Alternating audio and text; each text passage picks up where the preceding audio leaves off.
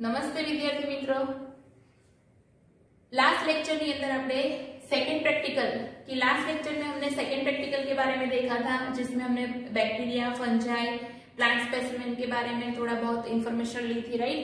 So today we will see practical number 3 to study animal specimen, only and only animal specimen के बारे में के बाह्य लक्षणों आधारे प्राणीओना लक्षणों अभ्यास करीशुं आपणे, राइट। प्राणीओनुं वर्गीकरण करीशुं, जे तमे ऑलरेडी चौथा चेप्टर में तमारे थियरी सेशन ની અંદર આવે છે કે ચોથા ચેપ્ટર ની અંદર બધા જ પ્રાણીઓને એમના આંતરિક બાહ્ય બધા જ લક્ષણોનો ઉદાહરણ સહિત તમારે એનું વર્ગીકરણ તમે ઓલરેડી ભણ્યા છો। તો એ આપણે અહીંયા ભણવાનું છે। તમને બહુ બધા અમુક શું કહેવાય પ્રાણીઓ આપેલા છે। ધારો કે આપણે વાત કરીએ બેક્ટેરિયાની, અમીબાની। અમીબાને આપણે પ્રોટીસ્ટા સૃષ્ટિની અંદર એટલે કે પ્રજીવ સૃષ્ટિની અંદર સમાવેશ કર્યો છે।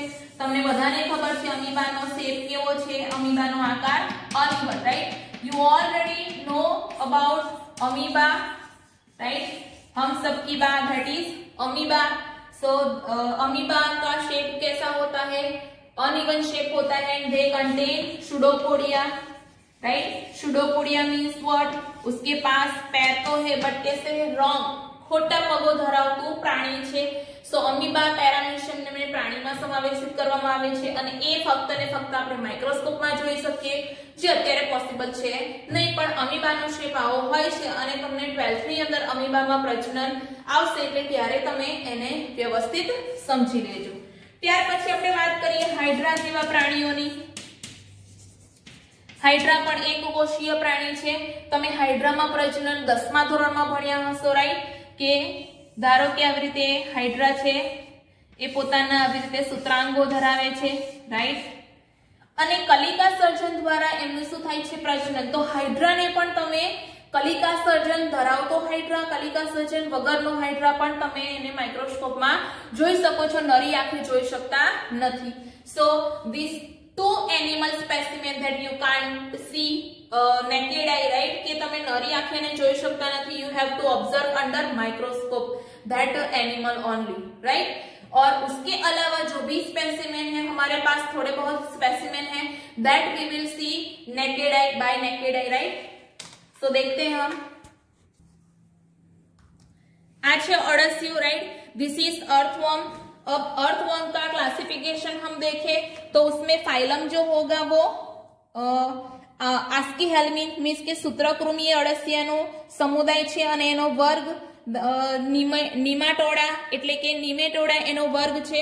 એના લક્ષણોની વાત કરીએ, સામાન્ય લક્ષણોની વાત કરીએ તો એમનું શરીર ખંડોમાં વિભાજિત છે। તમે અહીંયા પ્રોપરલી જોઈ શકતા નથી, પરંતુ તમે શું કહેવાય એને ચોમાસાની અંદર તમારા ઘરની અંદર આસપાસ આવ્યો હોય તો તમે એને જોજો, રાઈટ। 90 થી 100 ખંડોનું એનું શરીર બનેલું હોય છે। તો આ જ એનો મહત્વનો શું કહેવાય ભાગ છે। બીજું કે અળસિયાની જેમ જ તમને કરમિયું આપ્યું છે। કરમિયું જે આપણા આંતરમાર્ગમાં વસે છે અંતઃપરોપજીવી તરીકે, તો એ શું છે? આપણા માટે નુકસાનકારક છે। એનું વર્ગીકરણ આપણે કહીએ તો એના સમુદાય શેમાં સમાવેશિત છે? એ સમુદાય આ છે અળસિયું, તમે એને જોઈ શકો છો। એ લગભગ 90 થી 100 ખંડોનું બનેલું છે। અળસિયા વિશે તમે ઓલરેડી ચોથા ચેપ્ટરમાં અભ્યાસ કર્યો છે। અળસિયામાં વર્ગીકરણની વાત કરીએ તો એના સમુદાયમાં નુપુરક આવશે અને એનો વર્ગ જે છે એ ઓલિગોચીટા કરીને એક વર્ગ છે। એમાં બે દેખાવ જોવા મળે છે, પૃષ્ઠ દેખાવ એટલે કે પાછળનો દેખાવ અને વક્ષ દેખાવ એટલે કે આગળનો દેખાવ। અને બીજા બધા લક્ષણો તો તમે ઓલરેડી શું કહેવાય થિયરી સેશનની અંદર ભણી ચૂક્યા છો, રાઈટ। અને એ અળસિયું જે છે એ ખેડૂતના મિત્ર તરીકે ઓળખવામાં આવે છે। કેમ? કેમ કે અળસિયું એ જમીનની ફળદ્રુપતા વધારે છે, સાથે સાથે અત્યારે ઓર્ગેનિક ખેતી કરવા માટે આપણે અળસિયાનું ખાતર પણ બનાવીએ છીએ। ત્યાર પછી આપણે વાત કરીશું કરમિયાની। કરમિયાની વાત કરીએ તો કરમિયું એ અંતઃપરોપજીવી તરીકે વસે છે। ત્યાર પછી નર અને માદા અલગ હોય છે। અળસિયામાં એવું નથી હોતું, અળસિયામાં નર અને માદા प्राणी एक ज અળસિયામાં હોય છે, પરંતુ કરમિયામાં નર અને માદા प्राणी બે અલગ અલગ પ્રાણીઓ તરીકે વસે છે। એમાં સમુદાયની વાત કરીએ તો સૂત્રકૃમિ અને વર્ગ એટલે નિમાટોડા, રાઈટ। कि एस्केरिस की बात करेंगे, दिस इज एस्केरिस। एस्केरिस की बात करेंगे जिसमें फाइलम आस्कीहेलमिन्स आएंगे, राइट, और class Nematoda. Aschelminthes that is endoparasites, okay. करमयु अंतःपरोपजीवी तरीके वसे छे। एंड आस्कीहेलमिन्स के फाइलम के जो भी कैरेक्टर होंगे वो जो एस्केरिस है उसके कैरेक्टर ही है, राइट। ज्यादा हमको दिखने की जरूरत नहीं है, बट जिसमें फीमेल है, right, that is long compare to male, કે કરમિયામાં માદા મોટી હોય છે નર કરતા, અને કરમયુ એ નર અને માદા પ્રાણી જુદા જુદા હોય છે। कि एस्केरिस में male and female both are different, both are separated. Next that is leech, એટલે કે જળો। જળો પણ બાહ્ય પરોપજીવી તરીકે વસે છે, રાઈટ। જળોની આપણે વધારે વાત કરીએ તો એનો જે સમુદાય છે એનો પૂરક phylum of leech that is Annelida and class of leech that is Hirudinea, એટલે કે વર્ગ એનો હિરુડિનિયા છે, રાઈટ। જળો જે છે એ ચૂષક દ્વારા બાહ્ય પરોપજીવી તરીકે વસે છે અને બીજા પ્રાણી પર ખોરાક માટે આધાર રાખે છે। कि लीच जो है वो अपनी बॉडी के आउटर साइड शक्कर ग्रो करते हैं। शक्कर मीन्स व्हाट, की जिससे वो दूसरे जो एनिमल है उसमें उसकी बॉडी में से न्यूट्रिशन ले सकता है। So some time leech act as a ectoparasites, means what, की बॉडी के बाहर मीन्स के कोई अदर कैटल या फिर ह्यूमन की बॉडी के बाहर वो अटैच होता है और वो ह्यूमन या फिर कैटल की बॉडी में से न्यूट्रिशन लेता है, okay. Next honey bee means के मधमाखी। मधमाखीनी तो बात तमने खबर ज हशे। मधपूड़ो जे मधमाखीनी आपणे बात करिए तो नॉर्मली मधमाखी 3 प्रकारनी होय छे। कि नॉर्मली जो हनी बी होती है वो 3 टाइप्स की होती है, worker, right, then second queen and third is drone। Worker means what, that is infertile or smallest honeybee compared to 2 other honeybee, right। Then queen that is biggest honeybee in all about the honeybee, right। and उसके बाद जो drone होती है means के जो mail honeybee होती है that is comparatively queen that is small honey bee, okay. So ये 3 टाइप्स की जो हनी बी है उसके बारे में डिटेल में आपको 12th में पढ़ना है।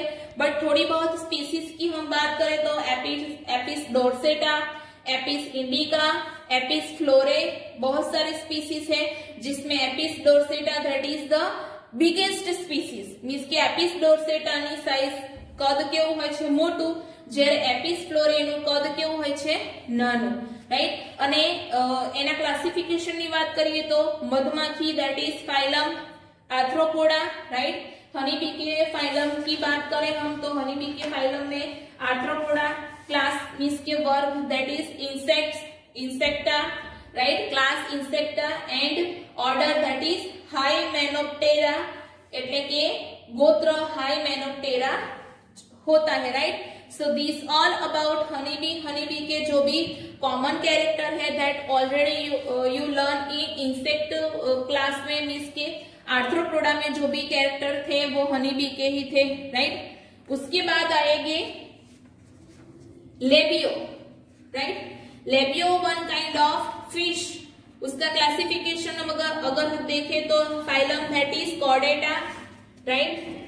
सब फाइलम मीन्स के उप समुदाय दैट इज वर्टिब्राटा, मीन्स के पृष्ठवंशी, सुपर क्लास और वी कैन से ऊपरी class that is species means के मत्स्य, एंड क्लास दैट इज वर्ग, क्लास दैट इज ऑस्टिसाइड्स और वर्ग दैट इज अस्थिमत्स्य, राइट।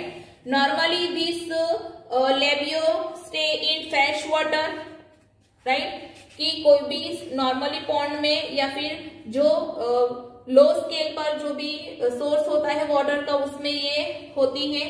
सो लेबियो के बारे में और नॉर्मली हम ऑस्टिसाइड्स की बात करें तो उसमें जो कैरेक्टर होते हैं वही लेबियो में होते हैं, राइट। सो बहुत आगे डिटेल में जाने की जरूरत नहीं है, थियरी में आप ऑलरेडी पढ़ चुके हो। देन उसके बाद हम फ्रॉग की बात करें, देन छिपकली की बात करें, राइट। देन स्टारफिश की बात करें, हम पाइला की बात करें, वो सभी के बारे में आपने थियरी में देखा ही है, पढ़ा ही है, राइट। फ्रॉग को तो आपको फ्रॉग के बारे में तो आपको बताने की जरूरत नहीं है, बट सम टाइम एप्स और ममालियन जो होते हैं, मीन्स के પક્ષી વર્ગના અને સસ્તન વર્ગના જે પ્રાણીઓ હોય છે એમને અલગ પદ્ધતિથી સ્ટોર કરવામાં આવે છે। ફોર એક્ઝામ્પલ આપણે આ પોપટની વાત કરીએ કે સસલાની વાત કરીએ, એ તમે પહેલા ચેપ્ટરમાં ભણ્યા હતા કે મોટા જે સસ્તન વર્ગના પ્રાણીઓ છે એમને સ્ટફિંગ પદ્ધતિથી સંગ્રહ કરવામાં આવે છે। એટલે શું कि जो बिग एनिमल होते हैं, जो बिग ममालियन होते हैं, बिग एव्स होते हैं, राइट, उनको हम स्टफिंग मेथड से स्टोर करते हैं।